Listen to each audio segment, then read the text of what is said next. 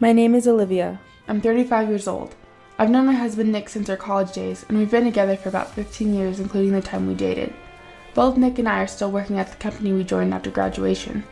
Both of us working makes life easier. The more income, the easier life gets. Let's do it. I agreed with Nick's words and chose to keep working after we got married. I didn't hesitate because I didn't want to waste my hard-earned career. There was also another proposal that came soon after we got married. Things at home might get tough with both of us working, right? What do you think about living with the parents? I immediately accepted the proposal. I'm delighted. I want to live with your dad and mom, and with Lola too, right? Yay! Y'all really get along well, don't you? Even dad and mom and Lola. She talks about wanting a sister in front of me. I wish she would consider my position a little. I had established a good relationship with Nick's family during courtship. Every time I went to visit, they welcomed me with a smile, and we often went out together. So I never doubted them until we got married and lived together. I was looking forward to becoming a family after marriage. There was not a single thing that made me anxious. At 5 o'clock in the morning, I turned off the alarm on my smartphone and got out of bed. I quickly got dressed and headed to the kitchen. As I put on my apron, I boiled water, took out bacon and eggs from the refrigerator for breakfast, and continued preparing for the morning.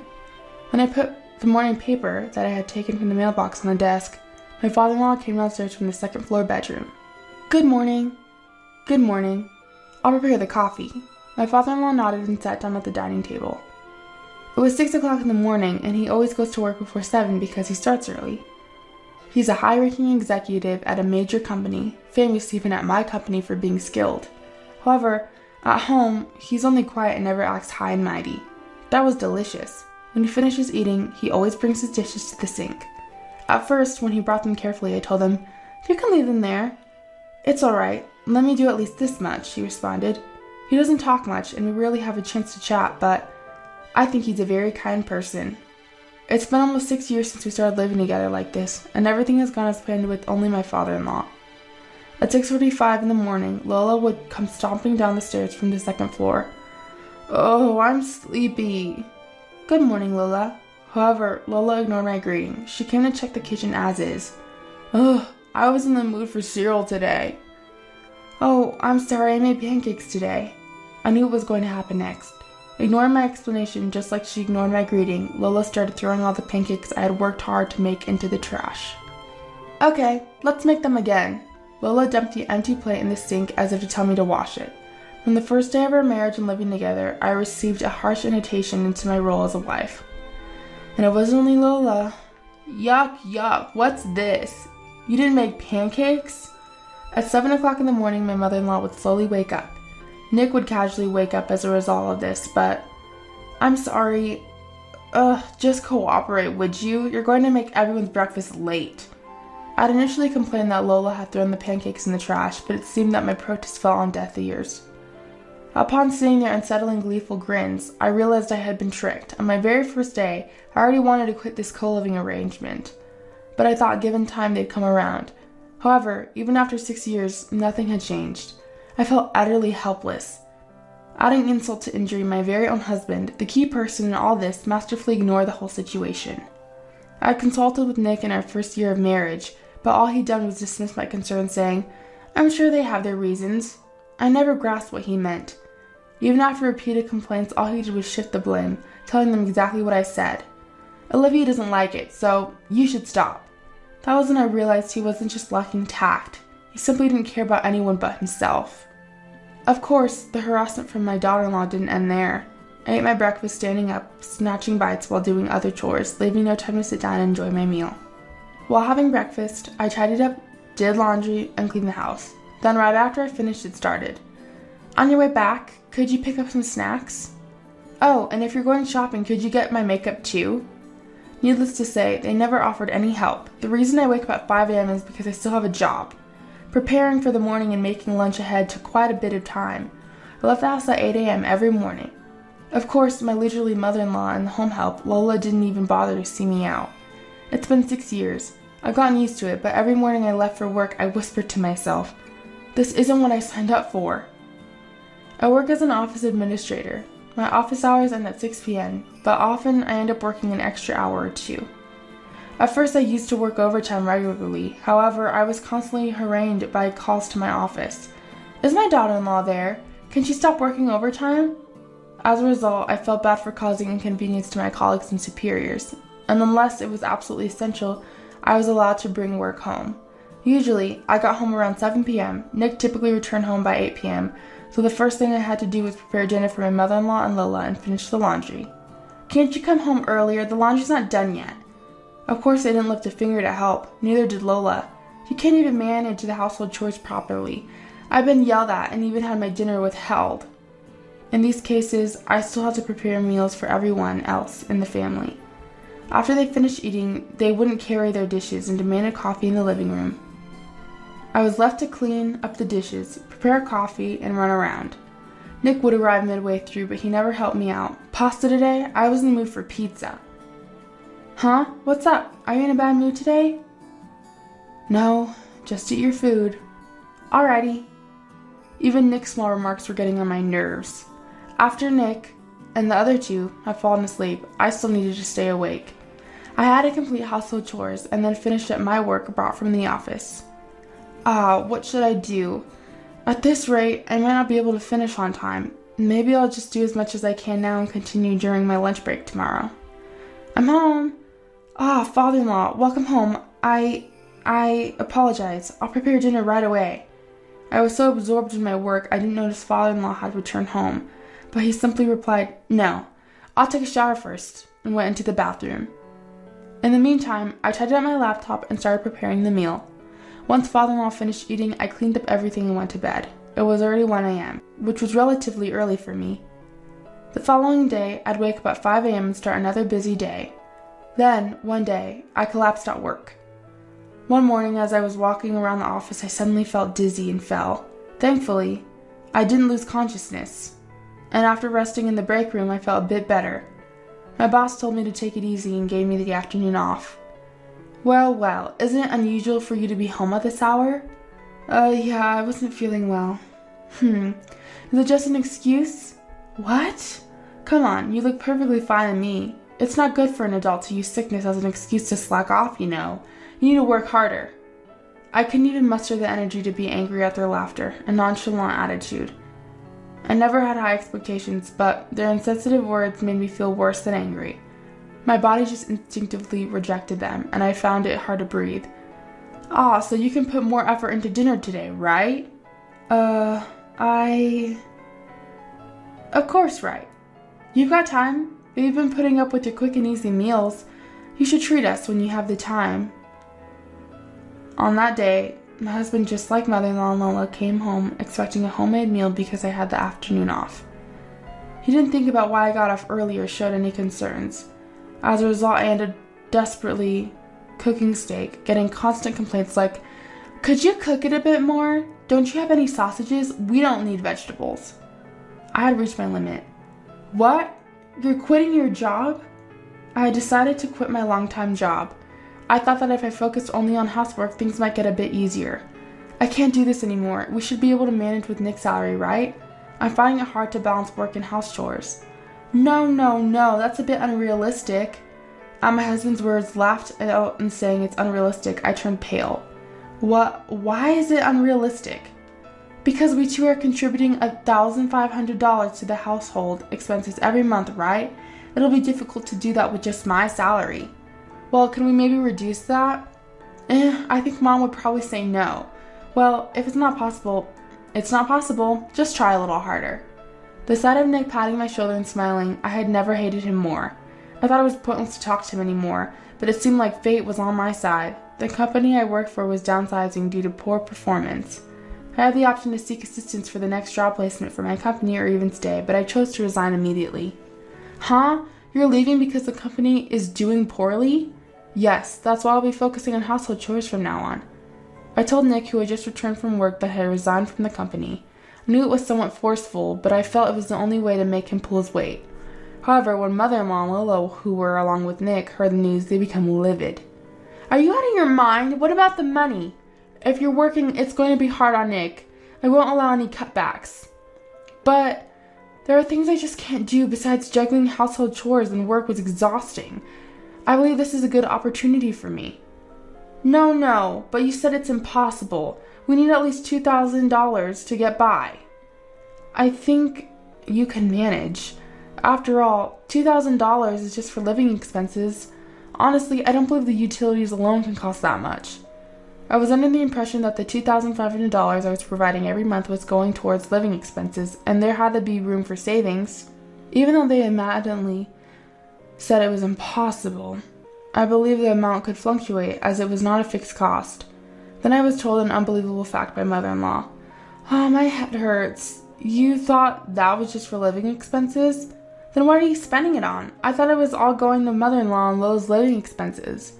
Let me be clear. Isn't it obvious that we need to cut back there? You're asking us to tighten our belts? What kind of wife are you? The $1,500 come from the paycheck, doesn't it?" "Yes, it does. The $1,500 every month was all being transferred from my account to father-in-law's. When I discussed it with Nick, we decided to handle all the payments from my salary. It was simpler to manage everything from one salary. That money, it's not for living expenses, but for the mortgage payment on the house." "What? A mortgage?" "That includes some home improvements, so the mortgage payment is $1,500 a month. That's a fixed cost. It can't be changed." "Hold on a minute. That kind of expense was supposed to be managed with father-in-law's salary." Haha, what a waste. Why should we use Nick's money when we have our own to spend freely, especially when we have a wife who's like a wallet? I was dumbfounded to be referred to as a wallet. It seemed like they didn't think of me as a wife, but merely as a source of money to exploit. And watching mother-in-law and Lila's laugh uproariously at this reality, I could confirm that Nick, with his calm smile, was just as guilty. "Well, but Mom, she quit her job and doesn't have an income anymore, right? Shouldn't we get rid of her quickly?" "Yes, let's do that. We're under no obligation to take care of you, nor do we need to provide you with a place to stay." Wait a minute. "Well, Mom's right. Sorry, Olivia. You'll need to move out until you find a job." "Nick!" I couldn't believe what my husband was saying to me with a smile. But the three of them, ignoring my shock, slowly pushed me towards the front door. I was too stunned to resist and found myself locked out. "You don't deserve a free meal. Come back when you can pay for yourself. An unemployed wife should get lost." Bombarded with harsh words through the front door, I felt too weak to resist and walked away slowly. They didn't even let me take my stuff. All I had was the smartphone in my pocket. I thought about using it while it was charged, but in reality, the last place I would turn to for help, my family's home, was the reason I couldn't choose to divorce despite all that had happened. After walking a little in the residential area at night, as expected, a call came in from my mom. "Hello? You're not thinking about coming back home, are you? Our house is in the country. It would be a hassle if you came back. Apologize properly to your in-laws. You're not allowed to come back here." Nick probably called my parents' house. He knew what kind of people my parents were. That's why I was looking forward to living together when I was being deceived. I believed they would care about me more than my own family. What should I do now? Before I knew it, I was sitting blankly on a bench in the local park. It was 9 o'clock. I needed to decide my next move soon. Oh, but my wallet. Remembering that I had left my bag with my wallet inside, I reluctantly decided to sneak back to the house. I was anxious about what might be happening at home and was secretly watching from outside when someone approached from behind. That person quietly handed me my bag. It was my father-in-law, who had found my bag at the front door after coming home from work. Several weeks had passed since I left home. During that time, there seemed to have been trouble at the in-laws' house. "Where is Olivia? Come back. Come back, hurry. Hey, where are you really?" I chose not to block messages, but I ignored all the notifications. I didn't feel like replying, but I was also busy at the time, so I deliberately left them hanging. A month later, I mailed divorce papers to be filled out. I also hired a lawyer referred to by my father-in-law and claimed a refund of the $99,000 for the house mortgage that I had been paying for 5 years and 6 months at a rate of $1,500 per month. I also added a small claim for compensation in the divorce proceedings against the three of them. Immediately, Nick started calling me like a demon, so I had no choice but to answer. "What's with that lawyer? I won't accept a divorce." "Well, let's settle in court then. Goodbye." "Wait, I'm in a tough situation. Please withdraw the claim. Mom has also been served divorce papers by Dad, and he said she could do whatever she wants with the house. Mom said she wants to stay here." "Why don't you support her then?" "That's the hard part. That's why I'm saying please come back." "No way. Why should I go back to such a hell?" I couldn't hide my irritation as I listened to my husband's selfish claims. And right now, the parents' house is the worst situation. It's become like a garbage dump because no one's doing the chores properly. Why don't you do the chores then? That's your job as my wife. Then how about paying me for the housework? It's $12 per hour, from 5 a.m. to 8 a.m. and from 7 p.m. to midnight. I'll do the housework if you can pay me monthly for these hours. You're out of your mind. There's no way I'm paying you for that. It's a wife's job to handle the housework. There's no paycheck for household tasks.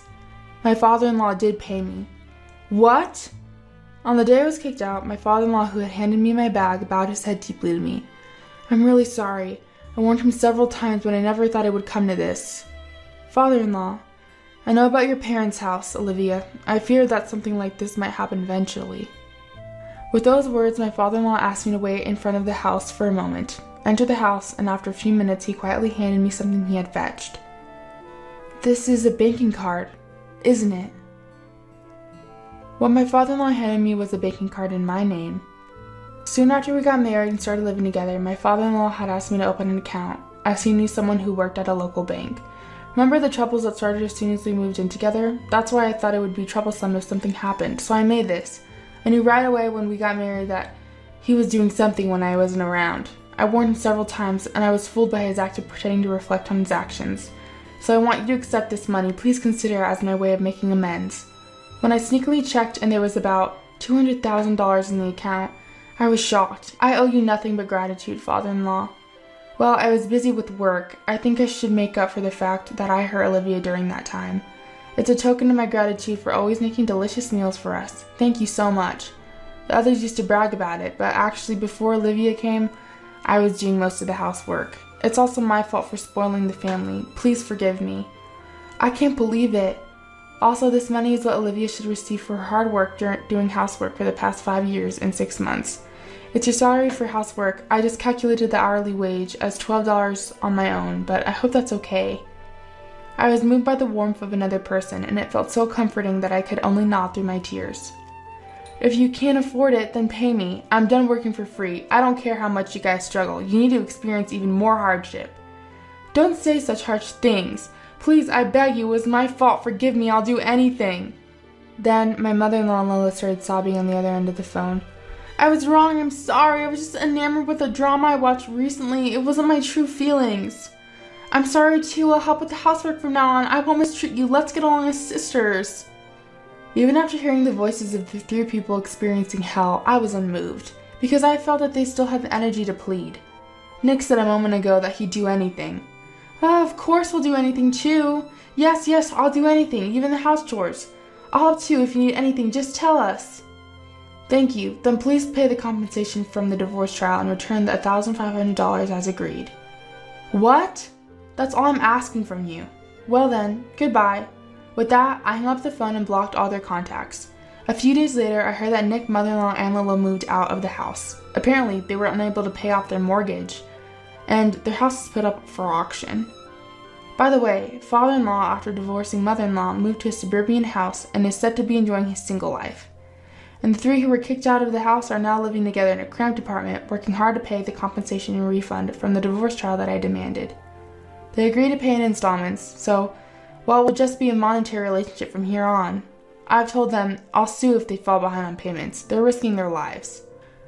Nick hasn't let his company find out about the incident and hasn't quit yet, but after the divorce and looking disheveled, occasionally smelling like trash, his coworkers are starting to steer clear of him.